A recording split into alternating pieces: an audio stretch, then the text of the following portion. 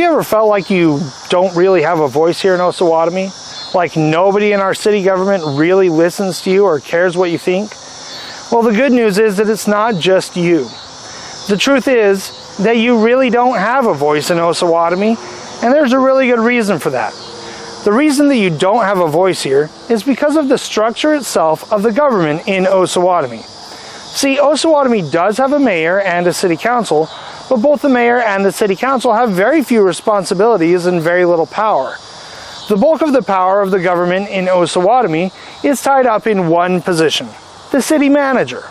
Now, you do get a vote on who is your mayor and who your city council representatives are, and the city manager is appointed by those people who you vote for, but in city manager types of governments like Osawatomie's, the city manager does not actually represent or answer to the people at all. The city manager is hired as an expert who is trained in political science and public administration, and his job is, well, a job. Like anyone trying to build a career, he wants to make money and climb the ladder. So, how does he climb that ladder?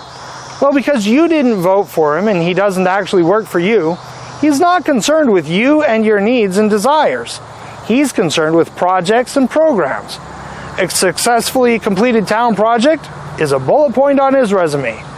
A budget that shows monetary growth shows that he's been successful at running that program and becomes another bullet point padding his resume. Grants awarded are bullets on his resume. Do the projects and programs hurt the individual citizens? Do they actually meet the needs of the citizens or work toward the protection of their rights? Well, these questions are irrelevant to whether the city manager is able to put another bullet point on his resume and argue for higher pay or go get a better paying job elsewhere. So he doesn't really care about them because they have zero impact on him and his career. This all basically sums up to mean that as long as you have a city manager run your town, you, the individual citizen, really don't have a voice at all. Ah, but what about your representatives and mayor? Surely they're the ones standing up for you and the protection of your rights, right? Well, here's the thing. Your city council representatives and your mayor all have full-time jobs of their own, and they do their whole city government thing on the side.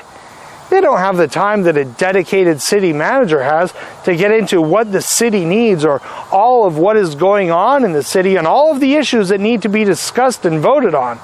Besides which, they hired the city manager in the first place so that he could be the expert.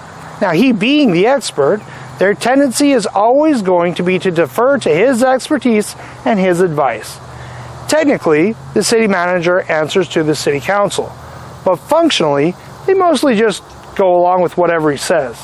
Thus, when citizens complain, they listen not to the citizens themselves, but more to the city manager, because the citizens are all ignorant of what the city's problems really are and what the solutions really are, because that's not their daily job and they're not the experts.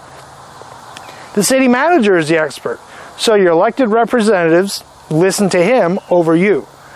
The solution to all of this, and the solution that many small towns with city manager type governments have implemented, is to restructure the government to one that is accountable to the people.